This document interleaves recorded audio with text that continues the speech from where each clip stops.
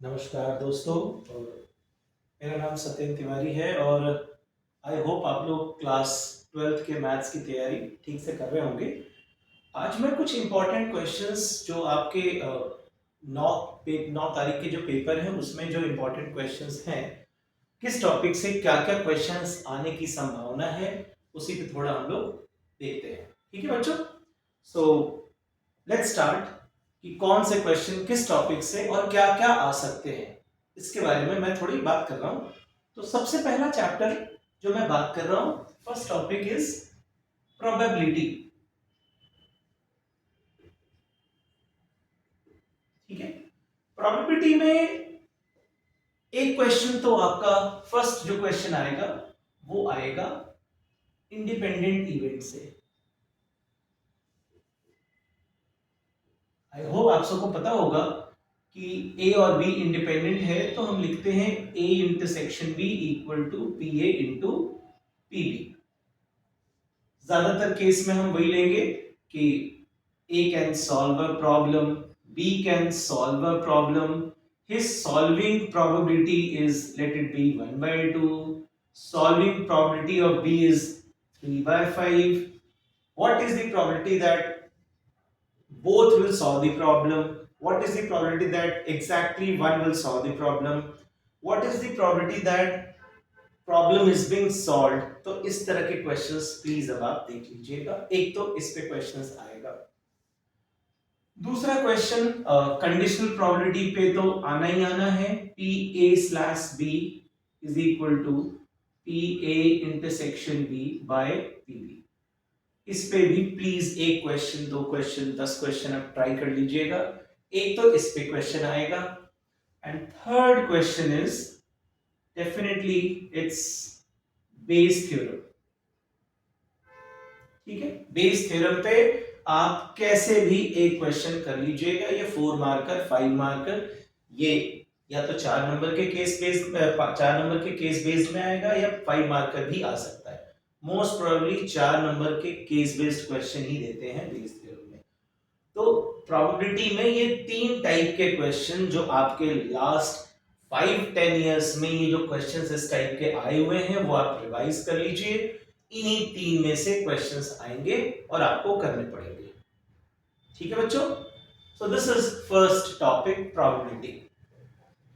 Second topic I am talking about linear programming, LPP. मुझे लगता है कि ये सबसे आसान टॉपिक है, लेकिन अगर आप इसको आसान मान रहे हो तो एक क्वेश्चन ऐसा भी आता है जो थोड़ा मुश्किल होता है, वो है अनबाउंडेड वाले केस। तो अनबाउंडेड वाले केस जरूर कर लीजिएगा।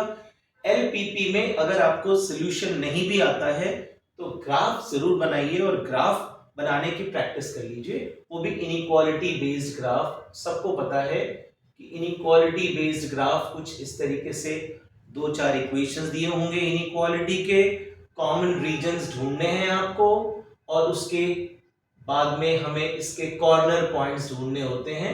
अगर क्लोज्ड बाउंडेड रीजन है तो कॉर्नर पॉइंट्स आप निकालिए और उसको मैक्सिमाइज या मिनिमाइज जो भी क्वेश्चन में लिखा है उसको कर दीजिए। बट प्रॉब्लम तब आएगा इसमें जब फिगर क्लोज फिगर नहीं होगा, ओपन फिगर होगा। मान लिया ये शेडिंग रीजन है और आपसे मैक्सिमम वैल्यू पूछ रहा है z का 4x प्लस 3y। तो उस केस में आपको देखना पड़ेगा कि मैक्सिमम वैल्यू होगा या नहीं होगा। प्लीज अब आप रेफर कर लीजिएगा इस क्वेश्चन को कैसे करते हैं। जनरली हम जो कॉर्नर पॉइंट्स मिलते हैं उनको हम ले लेते हैं और इनमें से मैक्सिमम वैल्यू निकालते हैं और इनमें से जो मैक्सिमम वैल्यू होगा उसको greater than that maximum value निकालते हैं। अगर ये ग्राफ इस जोन में आता है तो कहते हैं maximum value does not exist, और अगर ये ग्राफ इस जोन में, जो बाउंडेड जोन है, उसमें नहीं आता है तो हम उसी वैल्यू को मैक्सिमम वैल्यू मानेंगे। आई थिंक समझ में आ गया। So this is second topic, LPP, right. After that, इसके बाद जो थर्ड टॉपिक है जो कि बहुत ही इंपॉर्टेंट है वो है 3D। 3D geometry. इसमें भी कुछ गिने चुने क्वेश्चंस हैं। पहला क्वेश्चन आप सबको पता है, अगर नंबर लाने हैं तो please go through shortest distance between two lines. Please इसको कैसे भी आप कर लीजिए। अगर वो स्क्यू लाइंस है तो उसके बीच में आप निकाल लीजिए, और अगर वो पैरेलल लाइंस हैं तो भी आप इनके बीच का डिस्टेंस निकाल लीजिए। मेरी बात समझ में आ गई बच्चों? Shortest distance between two lines if they are skew means non parallel and non intersecting, और if they are parallel we can easily find the answer. तो ये बहुत बेसिक क्वेश्चन है और ये आता ही आता है। दूसरा क्वेश्चन आता है कि दो लाइन इंटरसेक्टिंग है या नहीं है। इंटरसेक्टिंग वाले कंडीशंस देखने हैं। इंटरसेक्टिंग लाइंस, ठीक है बच्चों। इंटरसेक्टिंग लाइंस अगर केवल आपसे ये पूछा जा रहा है कि दो लाइन इंटरसेक्ट कर रहे हैं नहीं कर रहे हैं, तो उस केस में हम क्या करेंगे, शॉर्टेस्ट डिस्टेंस 0 कर देंगे। लेकिन अगर आपसे पूछ रहा है कि दोनों लाइन अगर इंटरसेक्ट कर रहे हैं तो कोऑर्डिनेट बताइए, तो फिर आपको सॉल्व करना पड़ेगा x की वैल्यू को लैम्डा के टर्म में और दूसरी x की वैल्यू को न्यू के टर्म में, ऐसे ही y की वैल्यू को लैम्डा और न्यू के टर्म में, z वैल्यू z की वैल्यू को भी लैम्डा और न्यू के टर्म में हम लिखेंगे, और उसके बाद वैल्यूज इक्वल कर देंगे। और अगर लैम्डा म्यू की वैल्यू निकलने के बाद हम थर्ड इक्वेशन में रखेंगे, if it will satisfy then we say that the two lines intersect, and once the two line intersect तो फिर हम x की वैल्यू जो लैम्डा आई है, लैम्डा को रख के हम तीनों कोऑर्डिनेट निकाल लेंगे।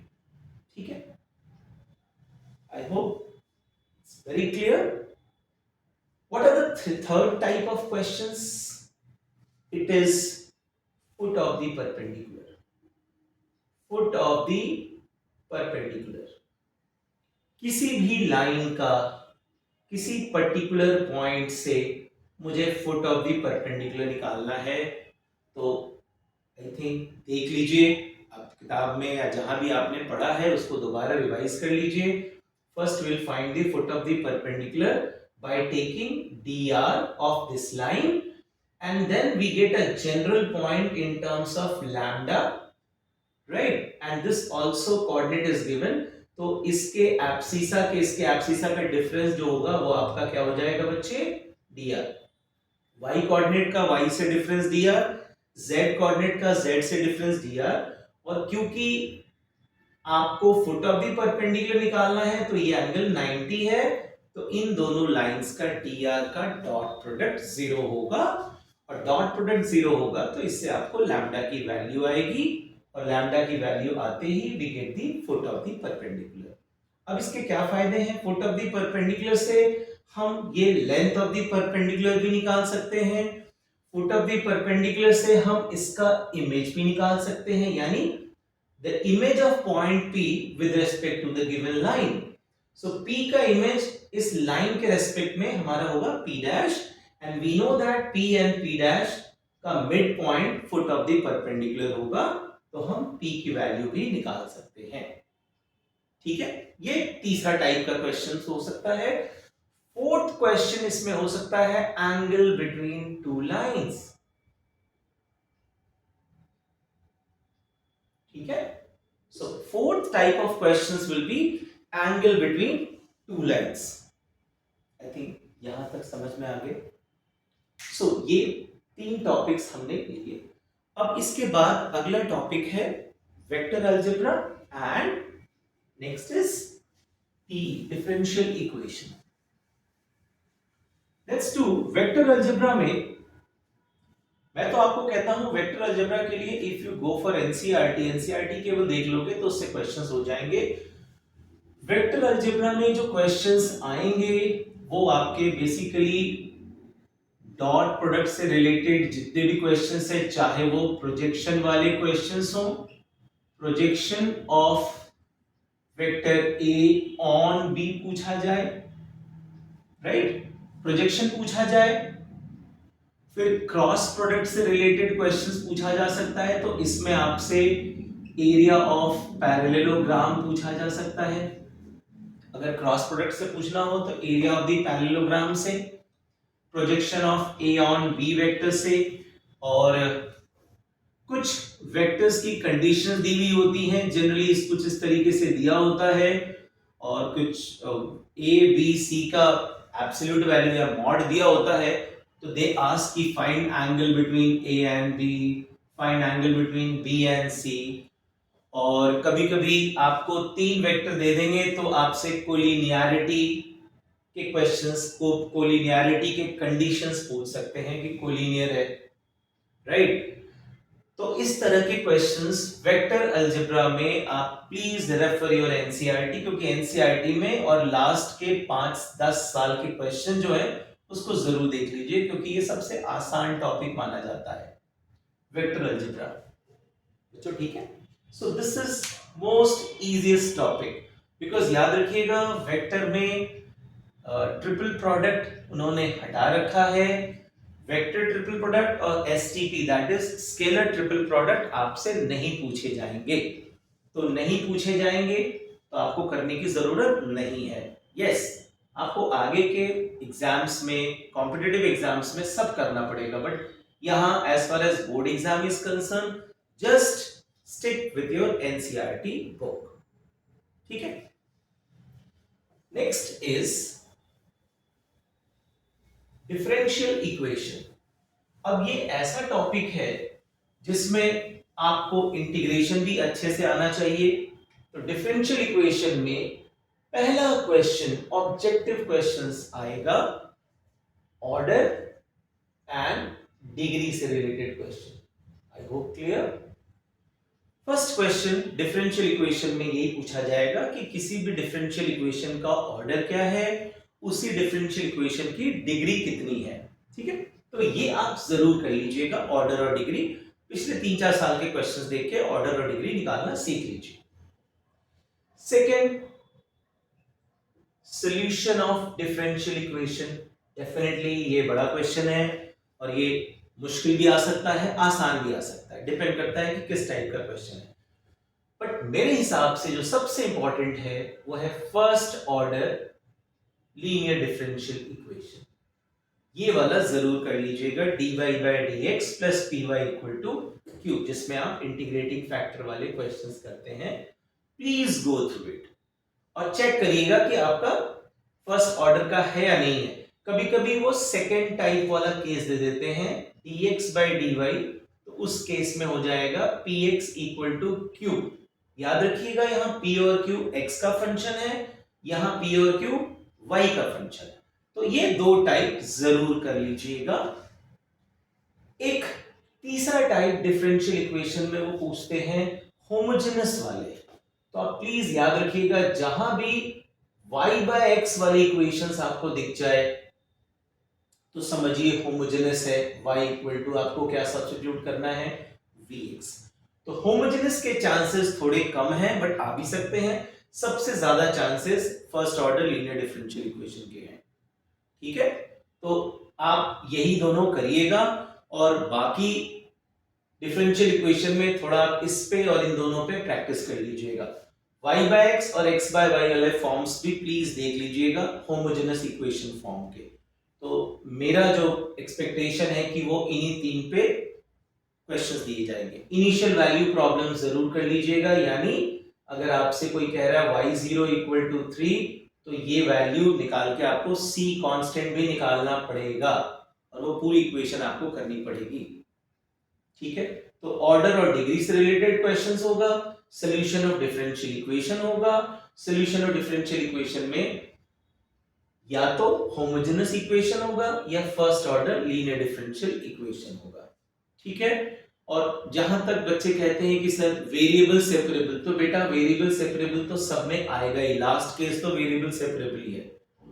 ठीक है, किसी ने कह दिया कि sir dy by dx equal to, sir ये किस कैटेगरी का है, sine of x plus y, तो ये वेरिएबल सेपरेबल नहीं है, ये ना फर्स्ट ऑर्डर है ना ये होमोजेनस है। ऐसे केस में जब केवल x प्लस वाई होता है तो इस तरह के केसेस को हम लोग कहते हैं रिड्यूसिबल टू वेरिएबल सेपरेबल, यानी इस तरह के क्वेश्चन में, ये क्वेश्चन आ चुका है, ध्यान रखिएगा, हम x प्लस वाई को t मान लेते हैं और इसके बाद इक्वेशन वेरिएबल सेपरेबल में बदल जाता है। ठीक है, सो इस तरह के ये 3-4 टाइप के क्वेश्चंस आप कर लीजिएगा। पिछले 3-4 साल के क्वेश्चन में आप देखिएगा कि कैसे क्वेश्चन आ रहे हैं, प्रैक्टिस कर लीजिएगा। मेनली इस टॉपिक में इंटीग्रेशन इज इंपॉर्टेंट। आप अगर इंटीग्रेशन नहीं कर पा रहे हो तो देयर इज अ प्रॉब्लम। तो आपको लास्ट स्टेप में इंटीग्रेशन ही करना है और इंटीग्रेशन करने के बाद ही सॉल्यूशन, पता ही आपको कि उसके बाद ही सॉल्यूशन आएगा। ठीक है, so this is your differential equation. Next topic जो सबसे इंपॉर्टेंट है और आपको मुश्किल भी लगता है वो है I and D right, I and D. तो आई और डी में इसमें बिल्कुल आइडिया नहीं होता है बच्चों को कि कैसे क्वेश्चन आते हैं, बट डी में आइडिया है। डी के क्वेश्चंस बच्चों को पता भी होना चाहिए कि क्वेश्चंस कैसे आएंगे। डी में उस प्रॉपर्टी बेस्ड पे क्वेश्चंस जरूर आएगा। आपको पता है mod x plus C type का जरूर आएगा। कब?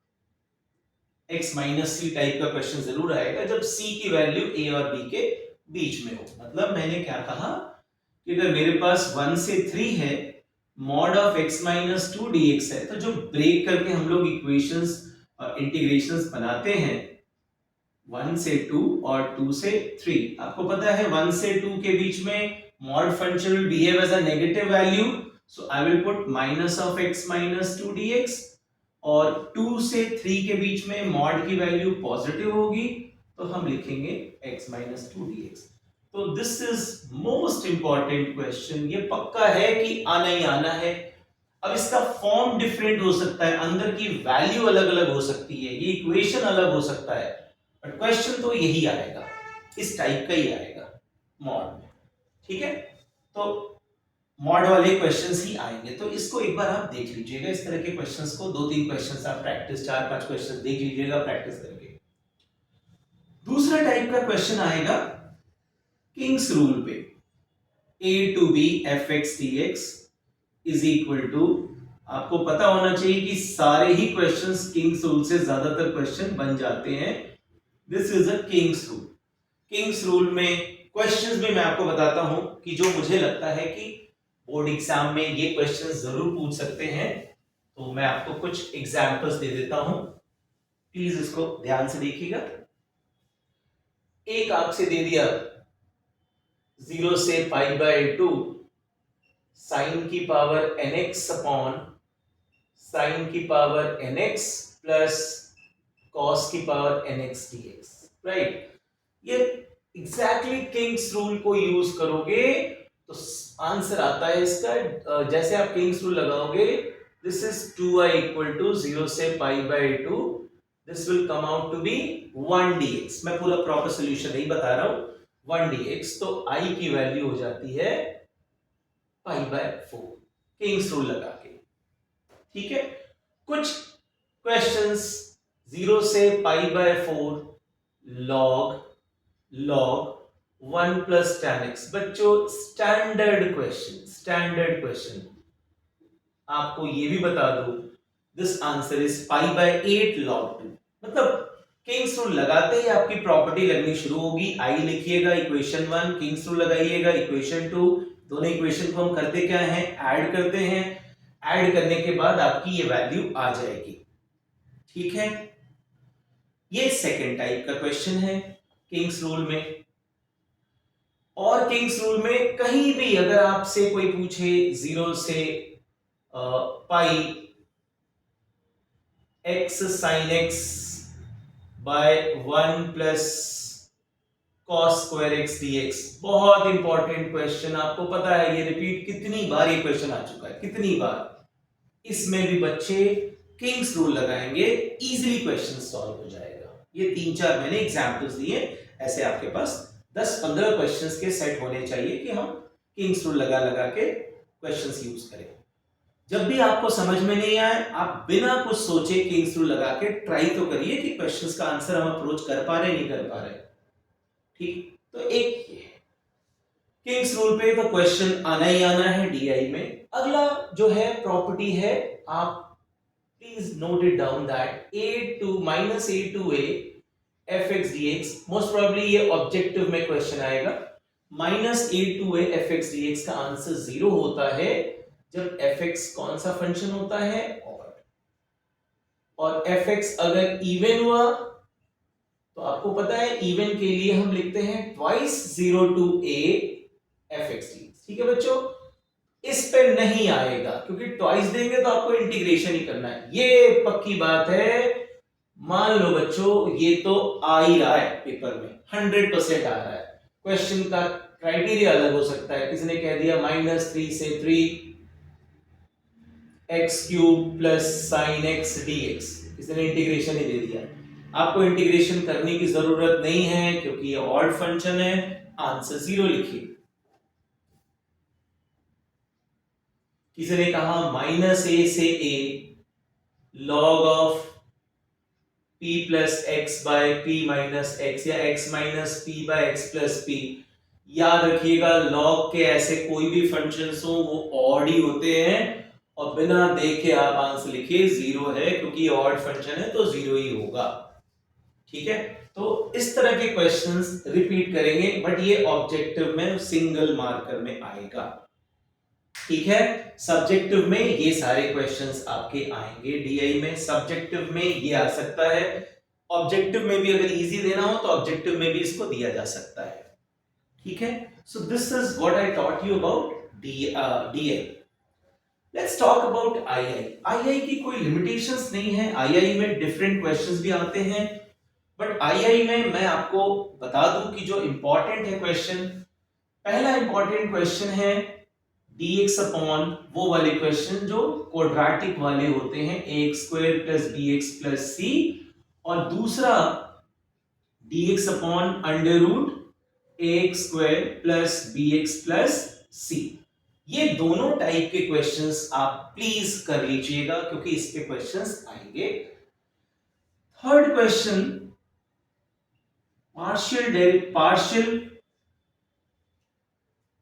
पार्शियल वाले क्वेश्चंस कर लीजिएगा, पार्शियल फ्रैक्शंस के। ठीक है, पार्शियल फ्रैक्शंस के कर लीजिएगा जरूर से। और एक क्वेश्चन आप प्लीज बच्चों tan x का रूट cot x का रूट, ये भी आप जरूर से कर लीजिएगा इंटीग्रेशन में। Next question, this is very very important, fx plus f dash x dx। ये क्वेश्चंस भी आपके एग्जाम्स में पूछे जाएंगे। और मेरी तरफ से सबसे इंपॉर्टेंट क्वेश्चन जो मुझे लगता है कि शायद इस साल आ सकता है वो है tan x plus root cot x dx। इस क्वेश्चन को प्लीज इस फॉर्म में मत करिएगा, ये डायरेक्टली ट्रिग्नोमेट्री से होता है, और प्लीज याद रखिएगा अगर हम इसको सॉल्व करेंगे तो ये हमारा आएगा sin x plus cos x divided by root sin x into cos x, और अपने से ये 2 से मल्टीप्लाई और रूट 2 से डिवाइड कर दीजिएगा। अब आपको 2 sin x cos x ऐसे लिखना है जिसको सब्स्टिट्यूट करने के बाद डिफरेंशिएट करेंगे तो ये वैल्यू आनी चाहिए। तो कहने का मतलब ये है कि अगर मैं sin x minus cos x का स्क्वायर करूं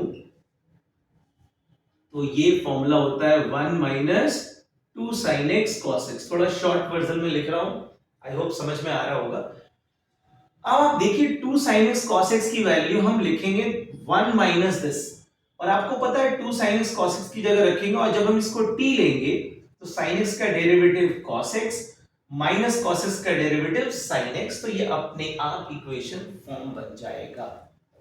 so this is all about I. ठीक है बच्चों, ठीक है। अब हम लोग आते हैं डिफरेंशिएशन एंड डिफरेंशियल पार्ट पे। हमने आई इंटीग्रेशंस पूरा कर लिया। नेक्स्ट आपका होता है application of derivatives. Application of derivatives, AOD में एप्लीकेशन ऑफ डेरिवेटिव में एक ऑब्जेक्टिव क्वेश्चंस रेट मेजर पे आएगा ही आएगा। रेट मेजर पे हो सकता है ये सब्जेक्टिव क्वेश्चंस में भी दे दे, रेट मेजर पे एक क्वेश्चंस करना है आपको, ठीक है।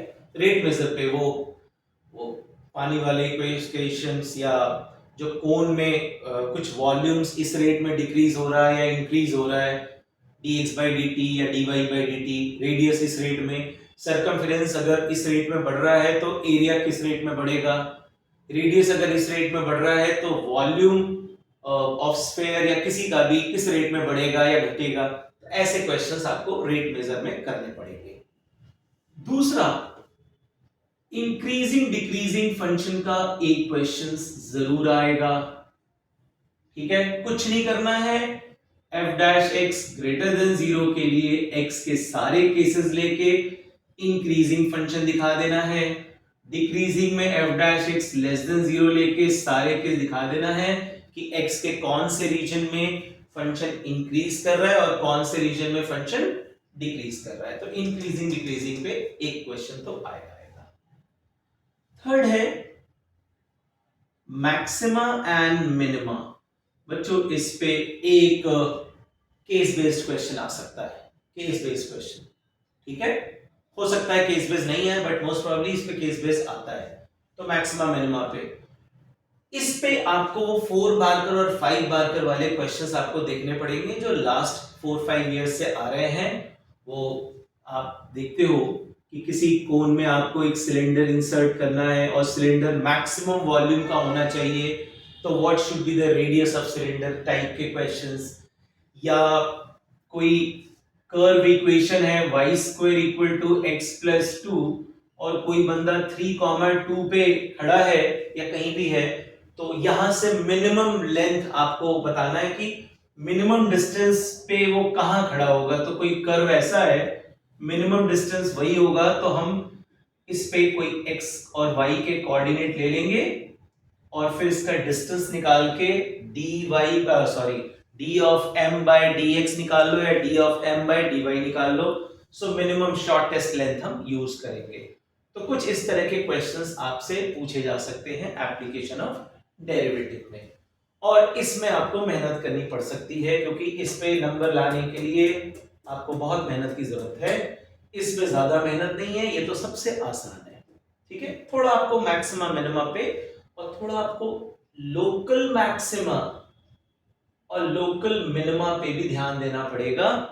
इसके साथ साथ जो मैक्सिमा मिनिमा के दो केसेस, ये है फर्स्ट डेरिवेटिव टेस्ट से हम लोग यूज करते हैं, सेकंड डेरिवेटिव टेस्ट भी आपको जानना पड़ेगा। और याद रखिएगा जब मैक्सिमा मिनिमा निकालते हैं तो d2a/dx² या जो भी निकालना मत भूलिए। चाहे क्वेश्चन में ये लिखा हो कि मैक्सिमम वॉल्यूम निकालना है, तो मैक्सिमम वॉल्यूम के लिए भी आपको डबल डेरिवेटिव दिखाना पड़ेगा कि नेगेटिव है। अगर आपने ये नहीं लिखा तो आपके एक नंबर काटने का उनका पूरा हक है, राइट। तो इस बात का ध्यान रखिएगा कि मैक्सिमम वॉल्यूम के लिए डबल डेरिवेटिव माइनस शो करना है, मिनिमम वॉल्यूम के लिए डबल डेरिवेटिव पॉजिटिव शो करना है, ठीक है। तो एओडी की कहानी इतनी है और बहुत मुश्किल नहीं है, आप अच्छा स्कोर कर सकते हैं। अगला हम आते हैं कॉन्टिन्यूटी एंड डिफरेंशिएबिलिटी। देखिए कॉन्टिन्यूटी में सबको पता है कि क्वेश्चन क्या आ रहा है, आपको फंक्शन दे देंगे, राइट, और x लिख देंगे greater than equal to 2, x less than 2। तो आपसे पूछा जाएगा फंक्शन 2 पे कॉन्टिन्यूटी चेक करिए, तो हम लोग चेक कर लेंगे। LHL equal to RHL and that is equal to f of, अगर a 2 है तो 2 and all numbers should be equal to a finite number. So this is the condition for continuity at x equal to 2, right? But मेरे हिसाब से इस पे question थोड़ा हट के आएगा। वो ये देंगे कि fx का कोई फंक्शन कॉन्टिन्यूअस है, तो अननोन निकालिए लैम्डा वाले क्वेश्चंस। इसमें लैम्डा के टर्म में दे देंगे, इसमें कुछ और दे देंगे, और बोलेंगे कि 2 पे कॉन्टिन्यूस है तो आपको तो सब इक्वल करना पड़ेगा, उससे लैम्डा की वैल्यू आ जाएगी। ठीक है बच्चों, कॉन्टिन्यूटी में यही क्वेश्चन आएगा, इसके अलावा कुछ नहीं आएगा। आपको लिमिट का नॉलेज होना चाहिए क्योंकि लिमिट निकालना पड़ सकता है आपको। Limiting value is important here, जो आपने 11th में लिमिट्स एंड डेरिवेटिव्स में लिमिट्स के चैप्टर्स में पढ़े थे। डिफरेंशिएबिलिटी में ऐसे मैंने बहुत कम देखा है कि डिफरेंशिएबिलिटी बेसिक रूल से वो पूछे, ठीक है, बट फिर भी मैं आपको बताता हूं कि अगर डिफरेंशिएबिलिटी चेक करना है तो मान लिया मैंने कहा कि x ग्रेटर देन 2 और x लेस देन 2 या ग्रेटर देन इक्वल टू लिखा हुआ है, यहां कोई फंक्शन गिवन है और यहां कोई फंक्शन, मान लिया हमने कहा 4x square minus 7x plus 2 और ये है साइन स्क्वायर x माइनस 5, मान लो मैंने लिख दिया। पूछा जाएगा 2 पे ये डिफरेंशिएबल है या नहीं है, तो मैं इसमें डेरिवेटिव ही निकाल दूंगा। ये है आपका 8x माइनस 7 और ये है 2 sin x into cos x minus 0, और x की वैल्यू हम यहाँ 2 रख देंगे, यहाँ भी x की वैल्यू 2 रख देंगे।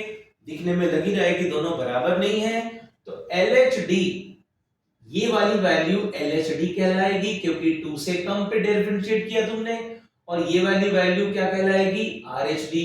तो LHD अगर RHD के बराबर है यानी right hand derivative equal to left hand derivative and that is equal to finite number, तो हम कहेंगे कि ये फंक्शन, ये आंसर, ये fx जो है वो डिफरेंशिएबल है, अदरवाइज नहीं है। इसमें भी लैम्डा की वैल्यू पूछी जा सकती है। लेकिन एक कमाल का क्वेश्चन आता है कि कोई fx दिया हुआ है, ये लैम्डा के टर्म में और एक न्यू के टर्म में, और x लेस देन 2 कह रहा है, x ग्रेटर देन 2 कह रहा है, और कह रहा है कि ये फंक्शन डिफरेंशिएबल है। तो बच्चे ये वाला प्रॉपर्टी लगाते हैं, बच्चे ये लगाना है, बट इसके साथ साथ कॉन्टिन्यूअस वाला भी लगाना है, क्योंकि जो फंक्शन डिफरेंशिएबल है कॉन्टिन्यूअस तो होगा। तो इससे दो इक्वेशन आ जाएगी, एक कॉन्टिन्यूटी से आएगी और एक डिफरेंशिएबिलिटी से आएगी। तो दो इक्वेशंस, दो unknowns, we can easily get the lambda and mu. I hope clear continuity and differentiability. But differentiability से एक और क्वेश्चन आता है, वो है डिफरेंशिएशन का, और यहां तुम हिट कर सकते हो कि हर बच्चे को इसका आंसर आता है सॉल्व करना। तो वो डिफरेंशिएशन आप सबको पता है कि डिफरेंशिएशन कैसा हो सकता है, y equal to sine x की पावर, मान लिया लिख दिया cos x plus log x की पावर x। तो प्लीज ये क्वेश्चंस डिफरेंशिएशन करना सीख लीजिएगा। प्लीज लॉग मत ले लेना शुरू में पूरे पे, इंडिविजुअली सबका लॉग लेना पड़ेगा, यानी आपको पता ही है हम इसको a मान लेंगे, इसको b मान लेंगे, और a को अलग अलग सॉल्व करना पड़ेगा, क्योंकि मैंने बहुत बार देखा हुआ है बच्चे लॉग ले लेते हैं पूरी इक्वेशंस में, जो कि शुरू में ही आपका जो कॉपी चेक करेंगे वो आपका शुरू में ही कैंसिल कर देंगे, यानी 0 मार्क्स चढ़ जाएगा। तो बेटर है you just put a and b, now take log here and then differentiate, now take log here and then differentiate, because actually what we are finding out dy by dx equal to d of a by dx plus d of b by dx। यहां मुझे dA by dx मिलेगा, यहां मुझे dB by dx मिलेगा। यार बच्चों समझ में आ गया? सो ये है तुम्हारा एप्लीकेशन ऑफ डेरिवेटिव्स। अब एप्लीकेशन ऑफ डेरिवेटिव्स और ये क्वांटिटेटिव डिफरेंशिएबिलिटी के बाद नेक्स्ट टॉपिक पे हम आ रहे हैं, और वो है आपका matrices and determinants. Matrices and determinants ये भी एक ऐसा टॉपिक है जिसमें बच्चे सबसे ज्यादा स्कोर करते हैं, ठीक है। एक ऑब्जेक्टिव क्वेश्चन मैट्रिसेस का यही आता है कि कोई मैट्रिक्स है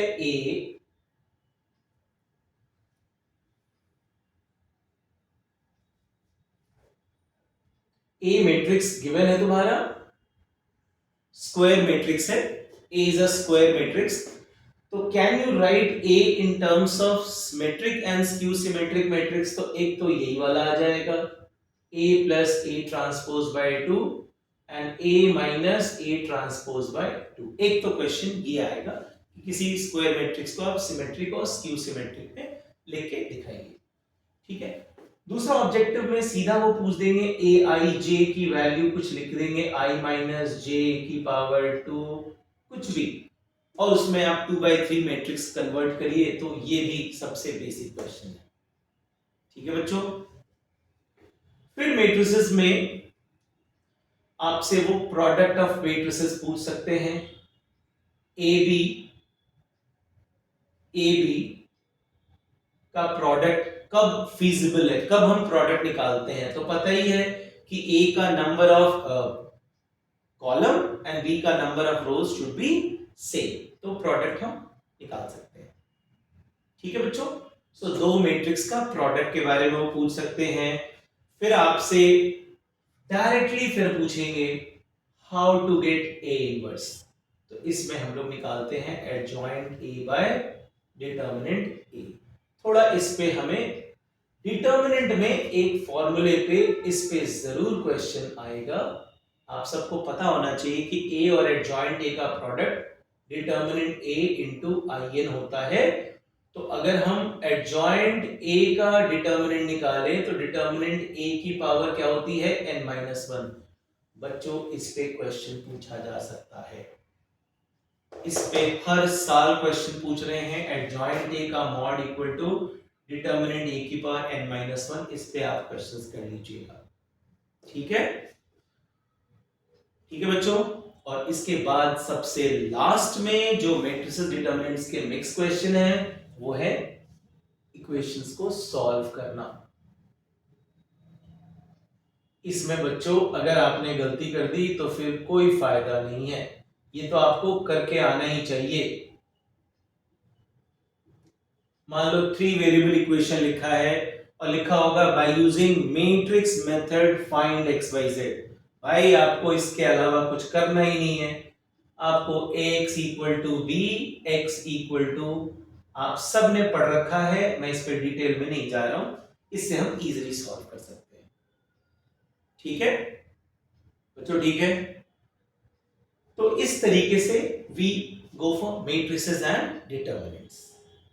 नेक्स्ट टॉपिक जो एक बच रहा है लास्ट में वो है रिलेशन एंड फंक्शंस। ठीक, तो रिलेशन एंड फंक्शंस पे मैं आपको बताता हूं कि रिलेशन एंड फंक्शंस पे कौन से क्वेश्चंस आते हैं। रिलेशन एंड फंक्शंस पे पहला क्वेश्चन, नंबर ऑफ रिलेशंस।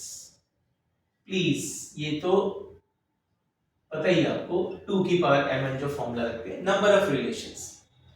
दूसरा क्वेश्चंस, अगर रिलेशंस दिया हुआ है, कोई रिलेशन गिवन है, तो आपको चेक करना है कि वो इक्विवेलेंस रिलेशन है या नहीं है, यानी रिलेशंस रिफ्लेक्सिव है या नहीं है, सिमेट्रिक है या नहीं है, ट्रांजिटिव है या नहीं है, ये आपको चेक करना पड़ेगा। ठीक है, इस पे तो क्वेश्चन आपको सबको पता है, पेपर आप देते आ रहे हो, आना ही आना है, बट डिपेंड करता है कि क्वेश्चन है तो आप कर पा रहे हो नहीं कर पा रहे हो, उसके लिए आपको प्रैक्टिस करनी पड़ेगी। तो रिफ्लेक्सिव, सिमेट्रिक, ट्रांजिटिव, ये आपसे पूछा जाए इक्विवेलेंस रिलेशंस चेक करिए, तो ये तीनों अगर वैलिड हो गए तो इक्विवेलेंस रिलेशंस हो जाएंगे। ठीक है बच्चों। थर्ड, रिलेशंस में number of relations, type of relations, और कौन कौन से टाइप से रिफ्लेक्सिव है, सिमेट्रिक है, ट्रांजिटिव है, वो बताना पड़ेगा। तीसरा, फंक्शन में टाइप ऑफ फंक्शंस, यानी टाइप ऑफ फंक्शंस में मैं आपसे क्या पूछ रहा हूं, कितने वन वन फंक्शन बनेंगे, कितने मेनी वन फंक्शन बनेंगे, ऑब्जेक्टिव में ही पूछा जा सकता है। वन वन फंक्शंस कितने बनेंगे, मेनी वन फंक्शंस कितने बनेंगे, नंबर ऑफ फंक्शंस। ठीक है। चौथा क्वेश्चन जो इसमें आता है वो आपको फंक्शंस देने पे वो चेक करना पूछा जाएगा कि क्या ये ऑनटू फंक्शन है या इनटू फंक्शन है। ठीक है, ऑनटू फंक्शंस है या इनटू फंक्शंस है, फंक्शंस का बिहेवियर कैसा है, इंजेक्टिव है यानी वन वन है, सर्जेक्टिव है या बाइजेक्टिव है, क्या आप सबको पता है। सो बाइजेक्टिव मतलब वन वन एंड इनटू, तो आपको फंक्शन देख के बताना पड़ेगा कि ये फंक्शन वन वन है, मेनी वन है और कैसा फंक्शन है। और फिर इसके लिए बच्चों ऑन और इनटू के लिए आपको फंक्शंस की रेंज निकालनी आनी चाहिए। और रेंज जनरली आपके पास कुछ ऐसा दिया हो 2x माइनस 1/3x प्लस 2। तो आप सबको पता है कि इसका डोमेन जो होगा ऑल रियल वैल्यूज एक्सेप्ट -2/3 है। तो रेंज निकालने वक्त हम इसको y लिखते हैं। कुछ इस तरह के क्वेश्चंस पूछे जा सकते हैं, तो आप इसको लिख दीजिएगा 3xy plus 2y equal to 2x minus 1। तो हम x को एक तरफ ले रहे हैं, तो 2x minus 3xy equal to 1 plus 2y।